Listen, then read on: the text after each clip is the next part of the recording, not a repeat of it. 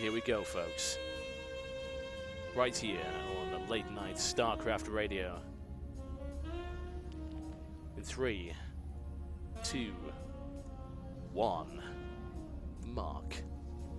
Ladies and gentlemen, welcome, welcome, welcome. We can stop the smooth jazz now. Thank you very much. There we go. Yes. Welcome to the Xel'Naga Caverns. I bring you a matchup. It has StarCraft in it. It's also got this guy.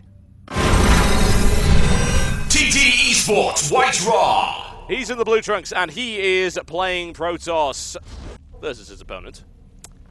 A man who demolished Thorzane. One could now call him the God Killer. Yes, some know him by many names. Everyone else knows him by this one. Empire.Nerchio. Oh, yes, indeed. A scary individual, ladies and gentlemen. Terrifying individual. Can White-Ra handle him? Nerchio's Zerg versus Terran is kind of terrifying. His Zerg versus Protoss, however. I'm trying to remember the last time I cast him against Protoss. It's dodgy. It really is. White-Ra versus Nerchio. This is guaranteed to be amazing. That I know for a fact. I don't know in what way, but it will be amazing. That I can guarantee. Good lord. It's going to be scary. To see what Nerchio decides to go for right here. Opening up with the pool makes sense on Xel'Naga Caverns versus Protoss, of course, and then into the Extractor.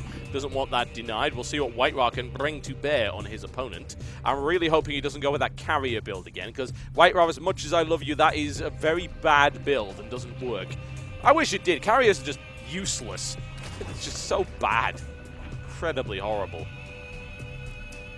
Spawning pool coming down right here for Nerchio, and there's the gas steal. Making sure that nothing's going on for White-Ra early game, gas heavy-wise. Opening up with the Zealot, of course, and then straight to the side next door. Should be able to slice through that without too much of a problem. It's a minor inconvenience, but it gives Nerchio a little bit of game control, and that's really what he wants. He wants control of the flow of the game, and more to the point, he wants control of what his opponent does, if at all possible.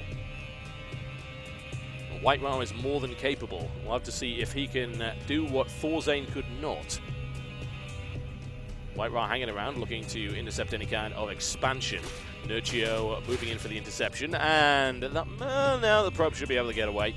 You never know. If it turns a corner too many times, it might not escape, but there you go. That's the main problem with it, at any rate.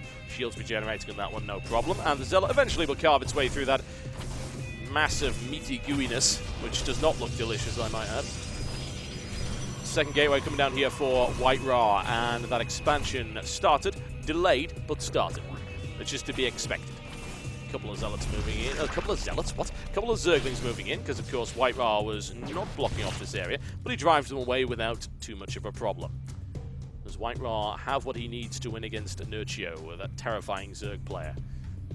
I'm intrigued. White-Ra versus Moro final would be cool. Moro versus Nerchio final would be cool. They would all be pretty awesome, mostly. And, of course, there is still the bronze match to come. Mana will be in the bronze match, and it will be either Nerchio or White-Ra in that particular bronze match. And, of course, they are playing for the third place prize, which is double what the fourth place prize is. So there is a reason to play, needless to say. It's all good. There we go, Nerchio with his transfer. Quite the transfer as well. No, he decides he's just going to go back there. It's like, Nerchio, turn around! Nerchio, don't do it! Slightly less efficient than it needs to be, but who cares? We're not going to just split the small stuff, are we? Split the small stuff. What does that even mean? It's like, we're not going to sweat the small stuff. I was going between splitting hairs and sweat the small stuff, and I created this kind of hybrid that makes no sense at all. Ugh.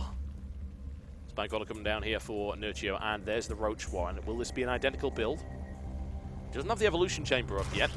Bear in mind that build that I see from him is against Terran, it's not against Protoss. So I can't imagine that it will be identical under any circumstances. Roach is on the way up. Nerchio pushed away from there, and White-Ra still sitting on 1, and he does have 4 gates. More to the point, does he have a pylon down to do anything with it? Second Spine Crawler coming up right here. Nerchio has kept an eye on things. He must be expecting some kind of early 4-gateway aggression. Will he be able to push it back, more to the point? That Roach Warren is complete. There are Zerglings on the way. Checking as he does, and that's a good placement for the pylon. More to the point is whether or not he can hold it. Second pylon coming up to back it up right there. And he's got the sentries in the force field. That's looking nice. That's looking very, very nice indeed. This could be dangerous, and he walls off against any kind of aggression coming in here, and that's quite a lot of the roaches are sort of hanging around that area. So it's looking good. Second pylon is coming up. It's going to be a pretty damn strong attack by the looks of it. And there's the warping. The question is, will those spine crawlers be able to deal with it? He is redeploying right now, but he should be able to get it down without too much of a problem. White-Ra backs off once again. Oh my! Oh, good God! The force fields!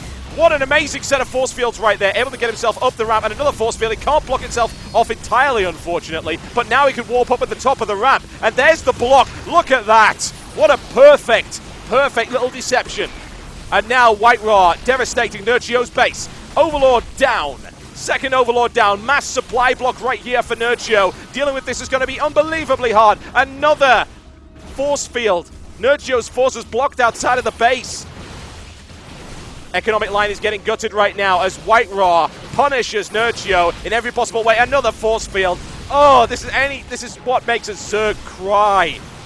White-Ra with an amazing maneuver. Doing the job incredibly well. The pylon is down. Immense damage has been dealt. The question is just how much. 19 drones.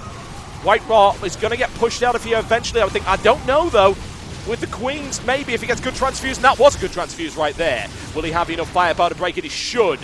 If he's able to micro that away, which he is, exploiting the lack of range of those roaches right here, cracking the very, very hard shell, what can I say? They're not very nice, you know, you need to get to know them. They have a very hard exterior, but they're soft and gooey inside. They are delicious. Unfortunately, that Roach Warren is going down. Will he be able to stop it? Can he stop it? No, he cannot. White-Ra is looking incredibly strong right now. That was a great 4-gateway play. A very sneaky maneuver. White-Ra continues with the aggression on one base, picks off another Overlord.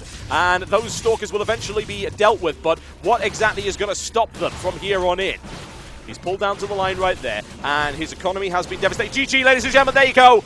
It was to be expected. And the first game in this best of 5 series goes to White-Ra. We'll be right back in just a few short moments, folks. Don't go anywhere.